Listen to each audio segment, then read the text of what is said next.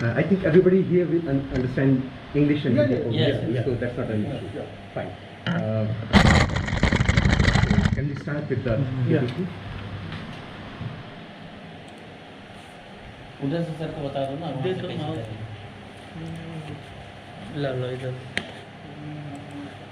I'm going to talk to you about the issue of climate change and the related environmental issues and how this is very closely linked to the issue of energy. I'm thankful to the Indian Remote Sensing Society and this institution, its director Agarwal Sahab and the chairman Dr. Haldar, who have given me an opportunity.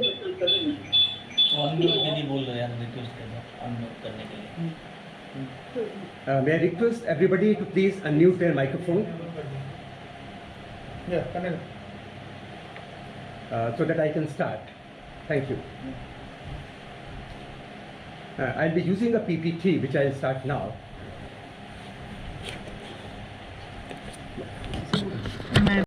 And during that period I had a very close interaction with him, and then it turned out that we had many people in common, and he was a very, very dynamic personality. He's the person behind this formation of this center. He was the founder director of this institution, and he did a lot of things for this institution to establish it on a firm footing. This is the central building of the University of Roorkee, which is now IIT Roorkee. The scope of this lecture is, if I explain it in short, is to help us realize our situation today. We are just like Kalidas, who is sitting on the branch of a tree and cutting it. We are damaging ourselves by damaging the environment, by doing things that change the climate too fast for us to adjust. And actually these activities which we are engaging in are affecting many things. It affects the weather cycle, the temperature, the vegetation, the cattle, the crop, the health and quality of life, the health, the physical health as well as the emotional health. And it affects the most vulnerable component of the society, which is the children. And it also affects, interestingly, the politics, the societies, and the history of the world. And we'll see with evidence how these things happen. And that's why we say that we must have a development, but which is sustainable. We don't take back from nature more than what we give it back. But how do we know that the climate is changing? The climate is changing because we see that there is an increase in temperature, and it has been measured in the ice cores in the polar areas. We have seen the increase in evaporation. There is more energy pumped into the atmosphere, and it leads to the atmospheric disturbances. You must have noticed that the incidents of cyclones have increased in the last few decades. Storms, floods, there has been a change in rain pattern, the weather cycle is completely messed up. Even measurements show that there has been a rise in the sea level, even though I will tell you something very interesting about it later. We know about the island which have been marooned, which are no more there seen above the level of the sea. The frequency of El Nino is being observed, and they are damaging the environment, posing a lot of environmental hazards and climatic changes. Douglas Broker of the Columbia University had said, climate is a beast and we are poking it with sticks. And this, I think, is a very apt description of the whole situation. The mankind appeared on this planet a few million years ago, but since they started their so-called industrial development, the nature has been completely messed up with. Now, we should also understand that the issue of energy and environment and climate change are very closely related. If we talk of climate change, we have to talk about energy, because the source of energy that we use decides how much carbon dioxide or other such gases we are pumping into the atmosphere. We have to understand the relationship between climate and energy, and we are concerned for climate change, and the factors responsible for it is very important if we want to arrest it, if we want to mitigate the effects, or if we want to completely stop it. And remote sensing is playing a major role in this field, because this is what helps us in monitoring what the real situation on ground is, even though the observations are made from space, from the satellites. Talking of the climate change, we understand the difference between climate and weather. Weather is something which can happen in a few hours matter. It may be cold weather in the morning, it may be warm weather in the evening.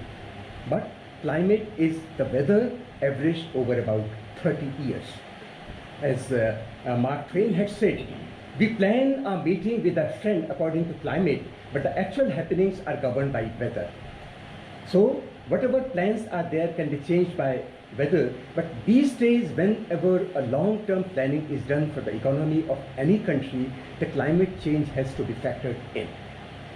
There are many components in this climate. It may be humidity, it may be wind patterns, it may be temperature, it may be pressure of the air which governs the flow of the wind, and so on.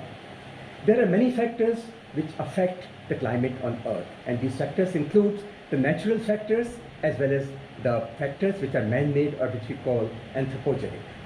There are astronomical reasons, there are geological reasons, there are abrupt and sporadic changes.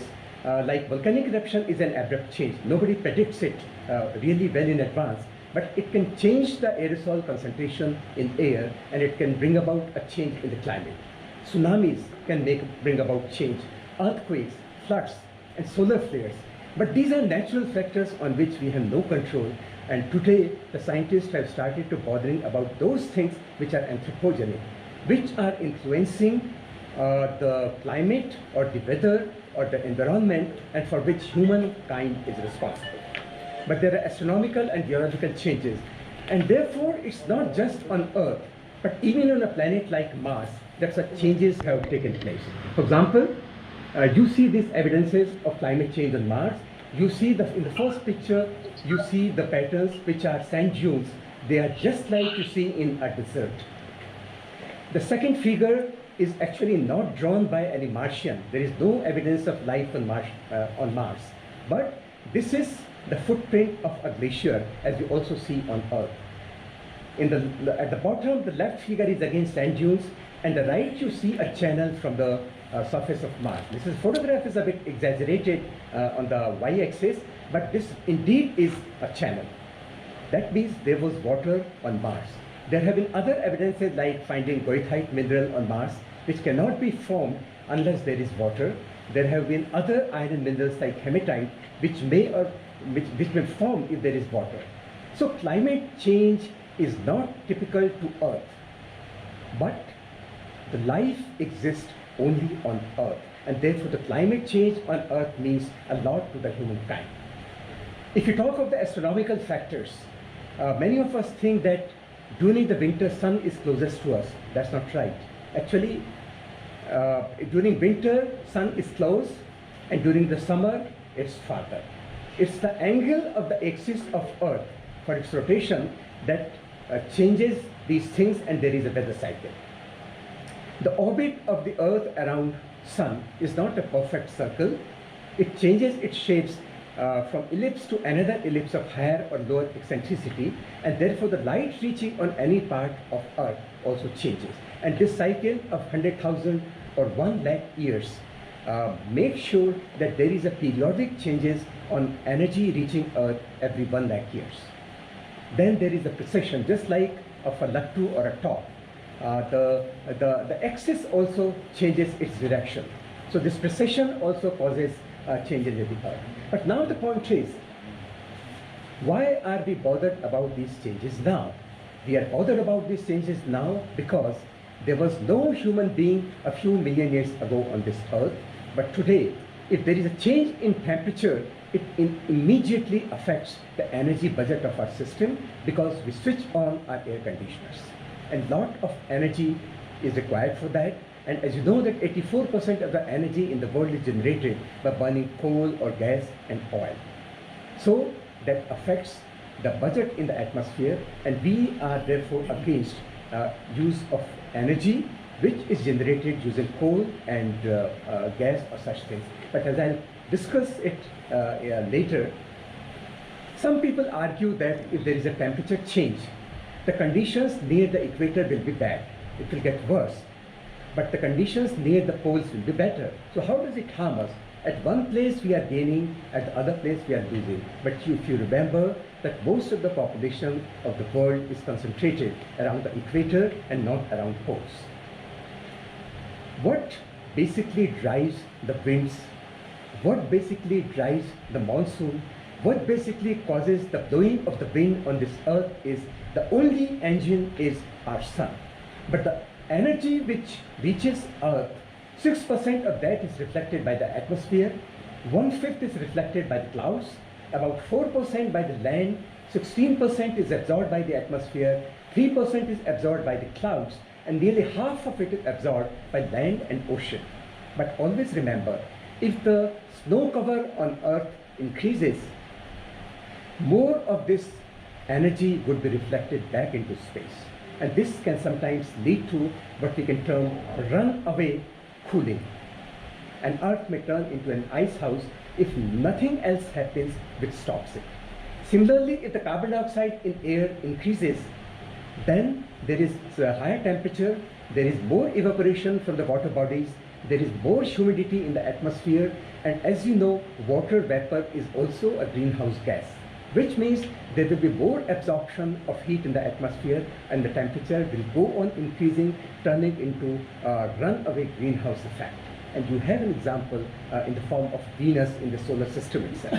So these are the changes that can take place. What actually happens is during the daytime, sun is sending radiation towards us. Now, during the daytime, this is coming from the sun, whose photosphere is at a temperature of about 6,000 degrees Celsius, which means a pretty high temperature, and this is dominated by the high frequency radiation, which can penetrate the atmosphere and reach Earth.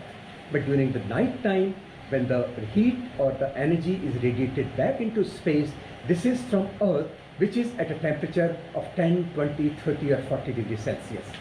This is dominated by the low frequency or higher wavelength component like infrared. Now infrared can be absorbed by methane, water vapor and carbon dioxide present in the atmosphere. But at the same time, I must tell you that if there were no atmosphere on Earth, the Earth's temperature would be very low. As you know that on Moon during the daytime, the temperature is something like 120, 130 degrees Celsius, and during night time, this becomes negative 120 or 130 degrees Celsius. So if we don't have those conditions on Earth, the credit goes to the greenhouse effect or these gases present in the atmosphere. But if for whatever reason, anthropogenic or natural, if these greenhouse gases keep on increasing in the Earth's atmosphere, the temperature will go on increasing, and this is not going to be something very favorable for us. If you look at this data, these graphs here, you can see at the top you see the carbon dioxide concentration in the atmosphere, and these are the estimates based on some actual measurements on the ice cores from the polar areas. They have measured the carbon dioxide, they have measured methane, and then if you look at the energy consumption, you would also see that the energy consumption in the world has also been increasing.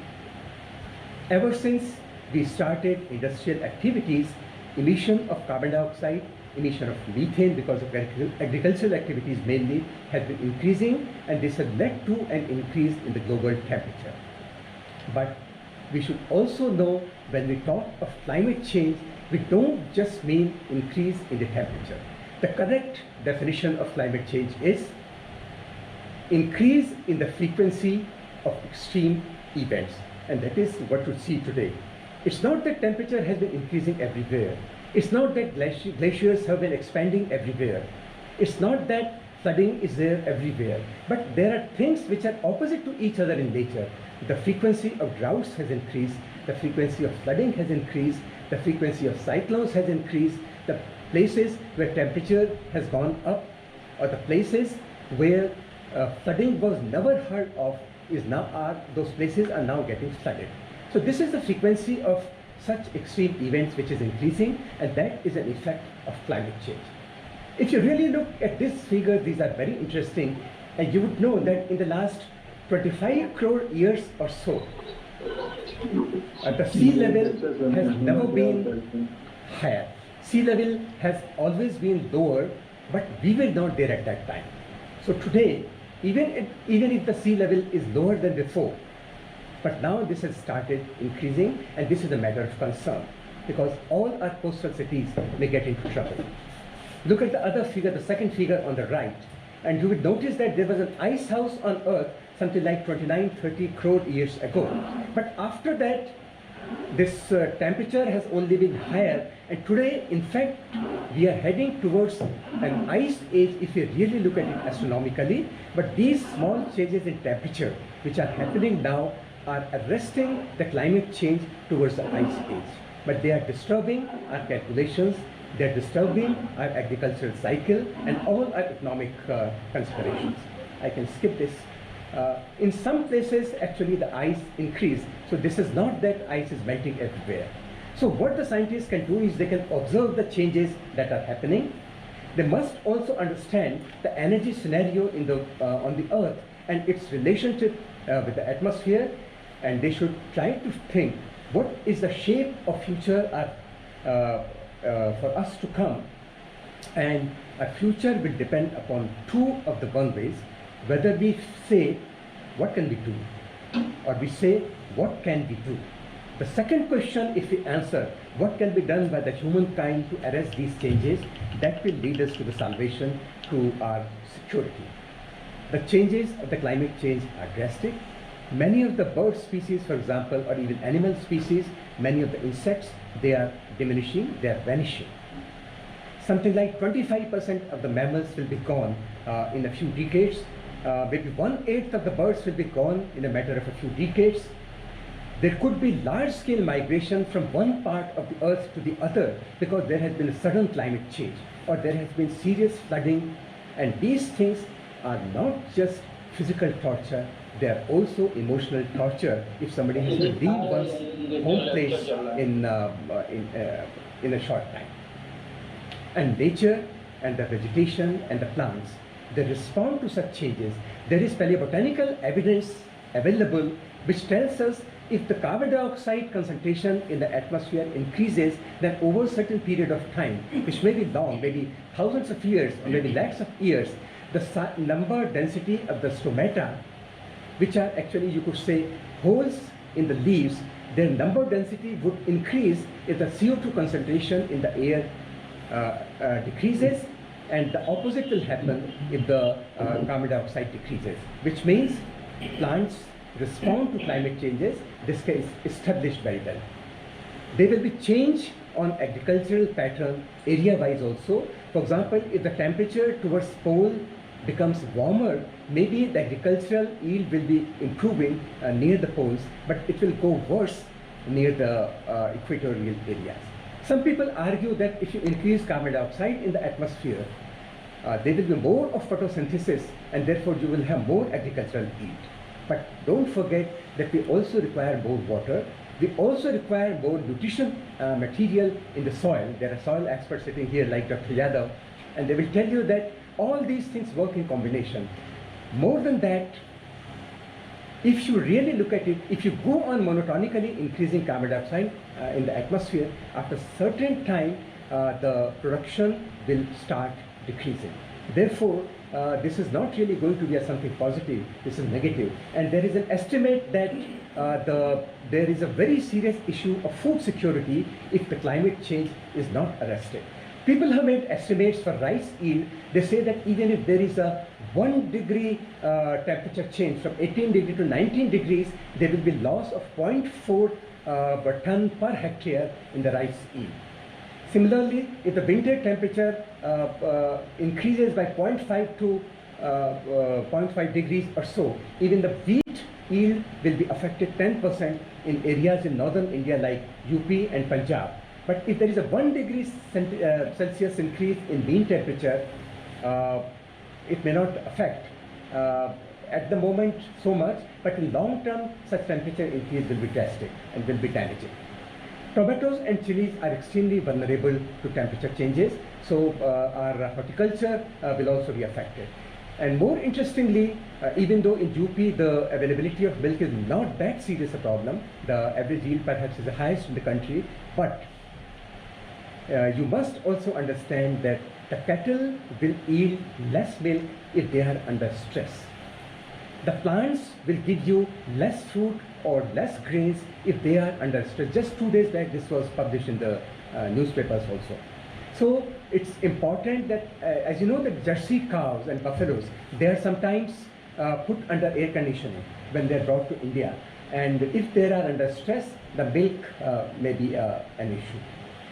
Corals are also decreasing, and as you know that the coral islands are there near Andaman Nicobar, near Jamnagar, and these are very good sinks of carbon dioxide. In fact, scientists do not exactly know where does all the carbon dioxide that we are emitting vanish. Some of it goes into the ocean, some of it goes into the atmosphere, some of it is taken by the bacteria, some of it goes to the coral and some other such living organisms, but we don't have the exact budget with us. And if the corals are gone, the bleaching of the corals occur, then a lot of species of fish will be gone forever. They are housed to a variety of species. There was an estimate by, in a study made by JNU some 20 years ago, more than 20 years ago, and they estimated if there is a 1 meter sea level rise, how much population in different coastal areas will be affected, and the total comes out to be something like 70 lakhs in the whole country.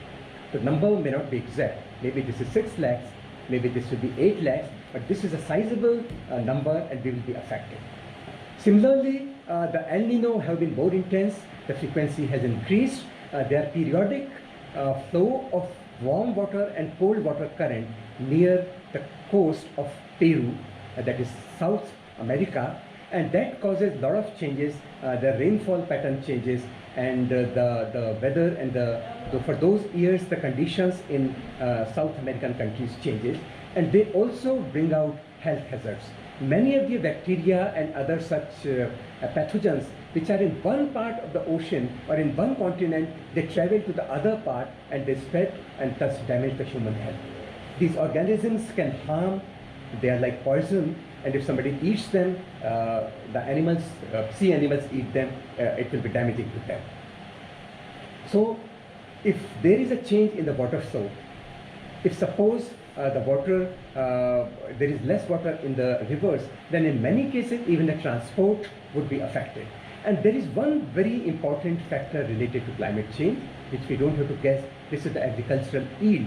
And there is evidence, this was a paper published in Nature a few years ago, and where they showed that in China, what they did was they studied the history of China when there was Ming Dynasty around 16th, 17th century, and they said that when there was a climate change, there were droughts.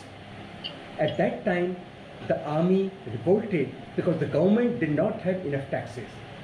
The farmers, they revolted because they were not able to pay tax, and the result was the Ming Dynasty collapsed. There were severe droughts, there was climate deterioration, and all this led to extreme economic stress and resulted into a revolt and the government changed. And in fact, you must be knowing that in India also, for example, nobody is allowed to talk about what the monsoon will be like in the coming years, because if there is a fear among people, then that can lead to hoarding and the price rise and all such social and economic effects. What happened in China can also happen elsewhere. But in the last few 100 years, our dependence on energy has increased. Particularly during the last 100-150 years, when the industrial revolution happened, we have started spending more and more energy. We have been depending more and more on oil, gas, coal, and wood. And whenever such materials are burnt, we add carbon dioxide and sulfur dioxide to the atmosphere, which means more of greenhouse gases, more temperature increase, and in a way more poisoning of the atmosphere. Now, how this affects us? When we use energy, before that we have to produce it. And you, as I told you just now, 84% of the energy in the world is produced by burning coal, gas, and oil, which means if we use energy, we are polluting this environment. Therefore, we have to look for new sources of energy, and these sources of energy should be such that in making that energy, we don't pollute the environment. It should be such that we should be able to store it for a long time. We should not occupy a lot of space.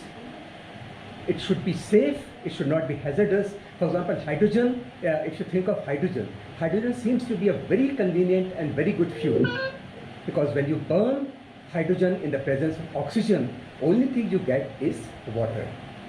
But how do you produce hydrogen? we will come to this point soon. Is it really clean?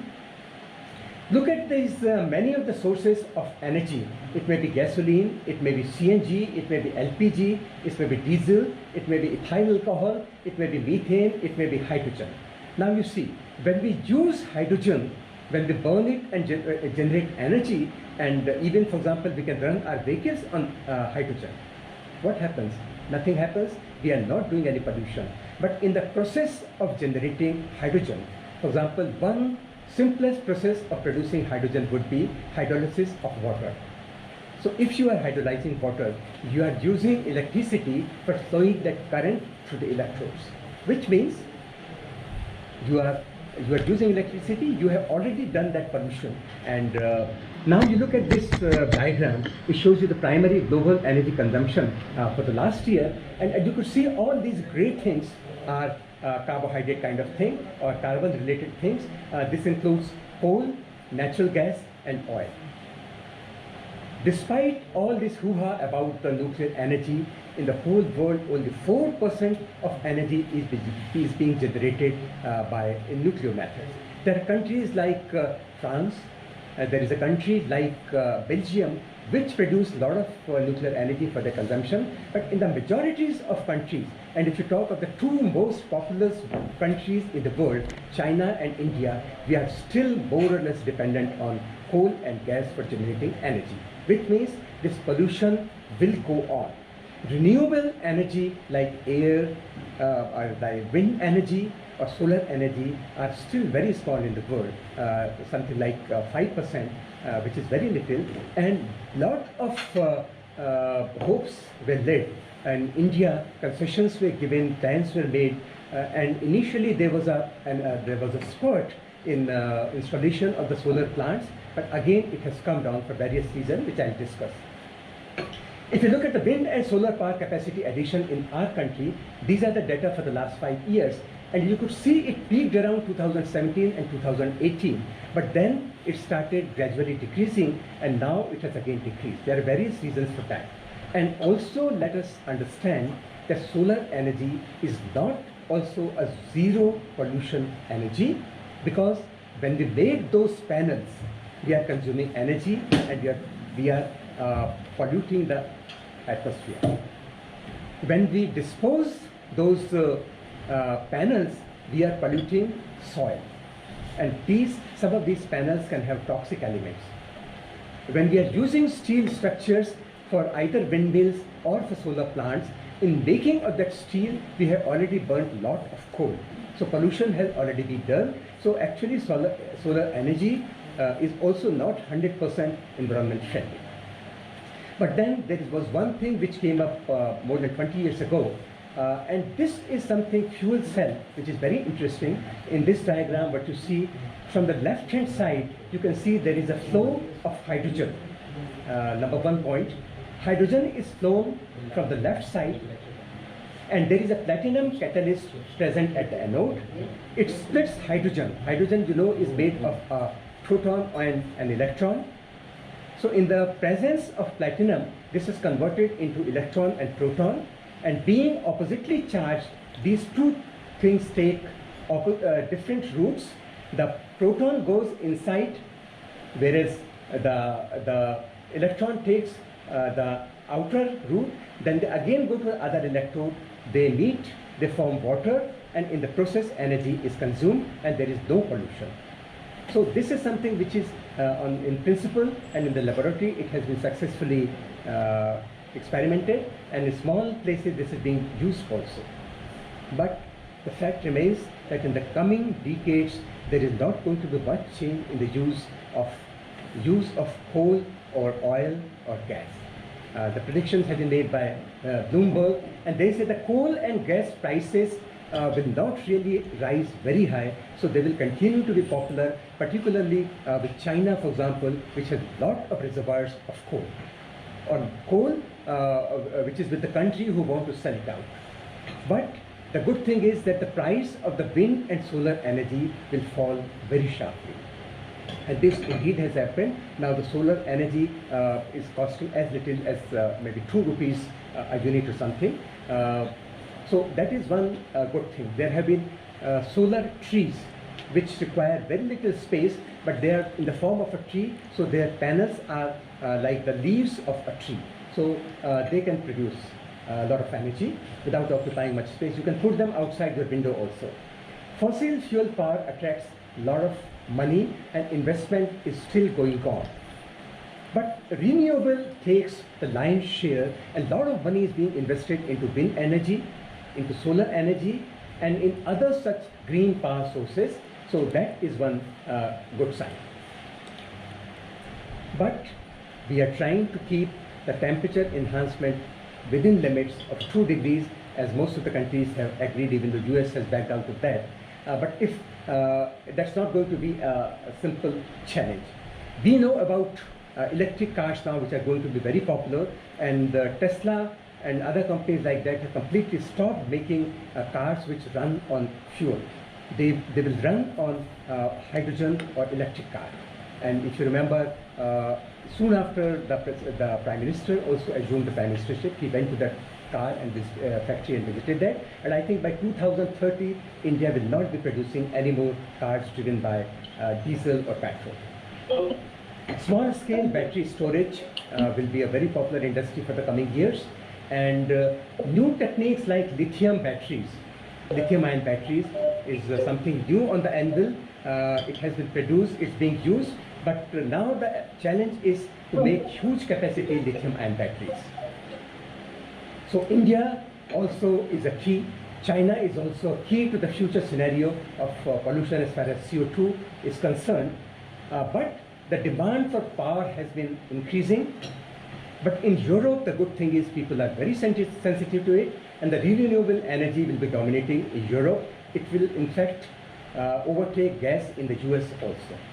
Wind, solar, hydro, and other renewable energy plants will generate 70% of Europe's power in 2040, which is 35% or so. At present, it was 32% in 5 years ago. In the US also, this will jump up. Other things like nuclear energy and nuclear energy as two forms. One is the fission energy, which India has. We have a number of something like 1200 megawatt power reactors, 1000 megawatt power reactors, and some smaller reactors also. We are doing it in collaboration with France, US, and Russia.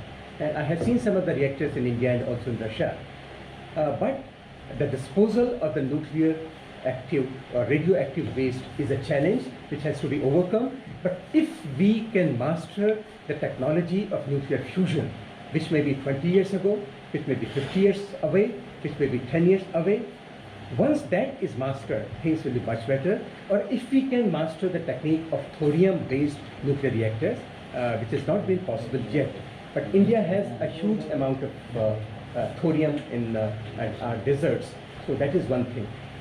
Other material research will become very important.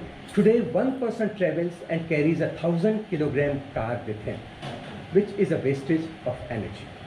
Something has to be done about that, which means some materials have to be devised which will be sturdier but whose weight will be very low. Maybe some kind of something like carbon nanotubes, so that the cars are very strong but very light, but they are very sturdy. But for stability, we need a certain amount of weight. So new kinds of paints may be produced, new kinds of building materials may be produced. Paints which are on the house will be reflecting the heat during the summertime, but it will be absorbing the heat during the winter time. Maybe we'll have material for building houses which will be more environment friendly. But there are certain things which happen beyond our control. From Earth's interior, carbon dioxide or methane can be emitted. They can be constantly and especially during the earthquakes. Termites is another thing, and people estimate that a huge amount of methane and lot of carbon dioxide is being generated in the atmosphere because of methane, but people don't even know about this. This is again where remote sensing plays a very important role. Of late, parali burning or the stubble burning has become a serious issue in Delhi or in northern India. The stubble is left in the farm. Some very simple technology which does not leave stubble in the farm has also been produced. There are equipment available now, but due to the price limit, people are not using them, and they find it much more economical to burn off the stubble rather than cut it off. But now the Institute of, there is a Chemical Technology Institute in Mumbai, and with these oil companies, they have devised a method by which all this food waste, the straw, the stubble, all this can be sent to the factory where this can be converted into ethanol. Right now in India, we are mixing something like, or we are blending something like 5% of ethanol in alcohol. But the target is in about 10 years or so, we will be blending as much as 20 to 30%. If that happens, our problem of barley burning will be solved. Our problem of spending lot of dollars, or rather petrodollars, on importing oil will be solved. Our problem of pollution will be solved, but this is for something for the next few years to come. Groundwater is another reality which is going down very fast, and this is another challenge. And people are using electricity and therefore polluting the atmosphere for bringing down groundwater from the earth. If you look at UP, the pollution has really been increasing in air. There are a lot of aerosols, particularly less than 2.5 micron aerosols are very dangerous for health because our human body is not able to filter them, and they can reach lungs or our inner body and can damage us. If you look at these figures, this is for PM10, and as you can see, this is very much above the danger level. Renewable energy in India has been quite popular in the last few years, but the maintenance is an issue. Non-payment of the subsidy by the agencies is another issue, because people who have spent lakhs of rupees for their rooftop solar panels, they have not got back the subsidy, so other people are dissuaded. The payment for the grid, that is the electricity which they send to the grid, is not high. This is another disincentive. And then the contract terms for the offices have changed. Earlier there was a rule that those who are having very huge terraces, the government offices perhaps, they should be having solar panels mandatorily, but that happened. In many places solar panels were established, but their maintenance was earlier the responsibility of the person who had supplied them, and in return he would pay some amount of money to the company, but this practice was discontinued, and therefore now people are not bothered whether the production is happening or not happening. And towards the end, I would like to tell you a very, very interesting quote by Paulo Coelho. He is a very famous writer who wrote the famous book, The Alchemist. He said, "How can we be so arrogant?" What he was saying that we people, we scientists are all the time shouting, let us save Earth, let us save the planet Earth, the Earth is in danger and so on. So he said, he was laughing, he said, how can we be so arrogant? The planet is, was, and always will be stronger than us. We cannot destroy it. Even if we overstep the mark, the planet will simply erase us from its surface and carry on existing. Earth has been there for the last 4.5 billion years. It will continue to be there. It's only we, the human species, which will vanish from here. So he said, why don't they start talking about not letting the planet destroy us, rather than talking that human beings will be saving planets. And the choice is entirely ours. I showed you a picture in the beginning. We are fighting with the matador, and it's a climate. If you keep on poking it with sticks, the end is certain. But then the choice is entirely ours. Do we stop polluting the atmosphere and this earth or not? And I'll again end with the Paulo Coelho's statement. He said, let us be humble. Let us respect Mother Earth. Because if she becomes furious with our behavior, we are in trouble. Thank you.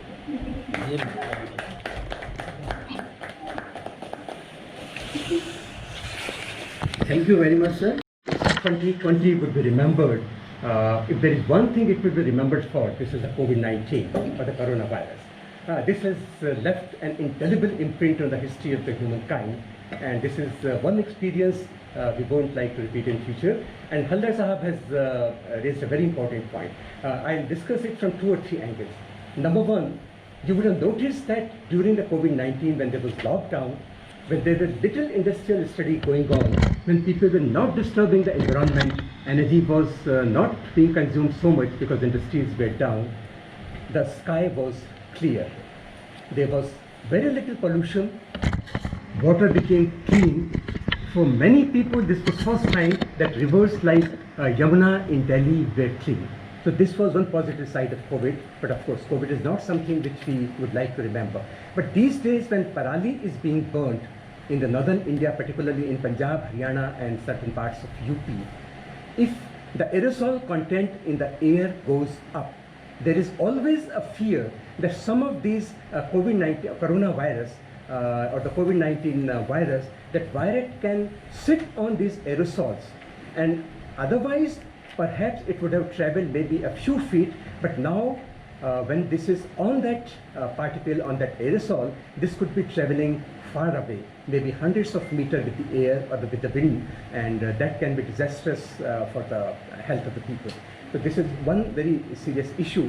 And another thing which is related to environment and COVID is that one possible reason for such viral infections is that we are encroaching which is domain of the animals. In urbanization, in concretization of our land, we are dislodging the animals from their natural places. The bats, the animals who used to live in the forest, now after deforestation, after we have made roads there, they are dislodged from their places and therefore they are spreading all over, and since they carry a lot of virus, for example bats carry a lot of virus. There are places in China where there are bats population and the people living near them have become immune to some of those viruses, but this is not true of other people, and if we dislodge them, if we disturb their abode, this is possible that we will get it back in the form of virus and all. So I think that we have to be in a very, very friendly balance with the nature, and if we don't do that, then diseases will keep on coming. Thank you, sir. Thank you. Now, Mr. Amitabh wants to Yeah, Amitabh.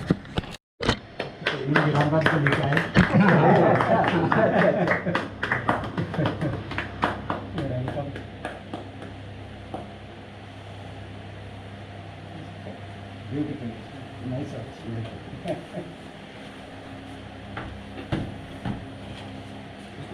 Now I request to Dr. A. Haldar for closing remarks. Please, sir. एक word sir बताया. आपका question तो बहुत अच्छा जवाब दिए हैं। नहीं होता है, उसके लिए तो आंसर अच्छा होता है तो जी अच्छा, बहुत सिंपल वे में आपने जवाब दिया सर। रिलेवेंट क्वेश्चन भी था, सबके लिए जानकारी भी दिया है, दैट इज ट्रू। आज ये जो साइंटिफिक डिस्कशन, साइंटिफिक ये जो हुआ है, उसके लिए mister Agarwal, director RSS UP, he has nicely concluded, and ultimate aim is that it should be taken place in the government level. That was I agree with that. Now Dr. Natiyal, he's having a lot of comments on that, and he can give further suggestion. Now, keeping in point of view this RSSE, Indian Society of Remote Sensing, Lucknow chapter, definitely we got a lot of thought-provoking knowledge and thought-provoking discussion we have given, and it's very practical topic, and that too we have explained very simple manner with good examples and other things, and we are fortunate that today we could see that lot of gathering, that in the site lot of people, even those who could not see him any time, today he is there also, that gentleman. So I should appreciate that whatever you talk, whatever you have talked, definitely you can catch our maximum member today. So they have at least given the attention to you, and definitely quite a long time, more than 1.5 years, we are thinking that we should come and we should hear you. Like today, that time that we should get that good opportunity from you, and you have justified that you are coming, not to me only, to everybody also. Lot of things are there, and a person will talk. I have seen such a wonderful lecture after a long time.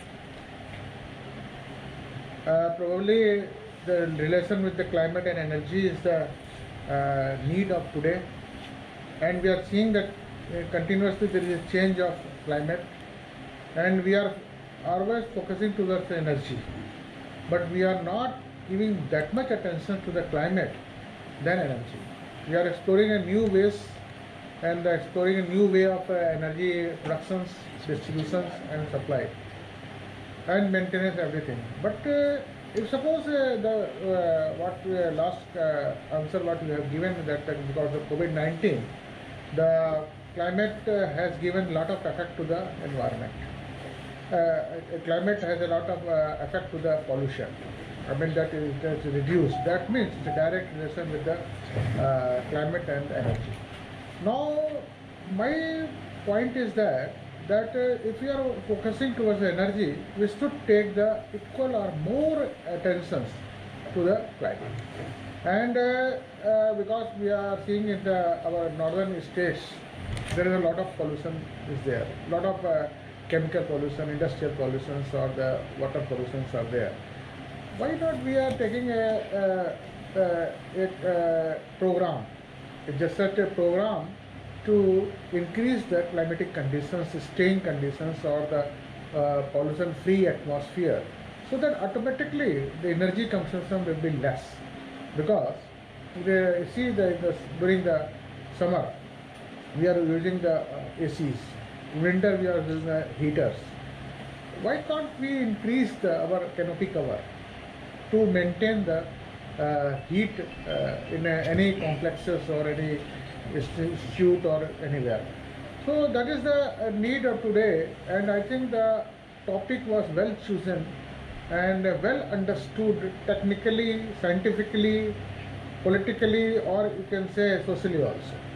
It was well explained by Professor Nautiyal that we are in a junction of these two branches. Again, I will congratulate him for such a wonderful, nice lecture, where we are really got a lot of issues. We will ask our society members to put this into YouTube channel also, in our social ICRS website also, so that the people will get more attentions, and they should get also more beneficially with this lecture, and it should reach to the highest level of the government also. Because government, when they are sitting and we are discussing the government level, there are certain things are there where government is looking after such ideas where they can focus on, where they can move on, because they have the administrative power, they have the bureaucratic power, but they need some scientific suggestions from the scientific people. Now there must be some forum somewhere in the government also. I will request Nautiyal also to use his chair or his knowledge somewhere to put a scientific community into one room, or put a scientific community into one classroom, I can say, where the administrative body, political body and scientists should discuss the climate problems, water pollutions and something like that. So this is my personal suggestion, that we don't have any body in Lucknow, so many scientific institutions there, so many scientists are working in the different institutions, they have a lot of experience with the different fields. We can all put together and we can have a forum like that, scientific forum we can create, where we can suggest or we can discuss scientific things only on that forum, so that we can give our ideas to or our suggestions to the government for the benefit of the common man. Thank you very much.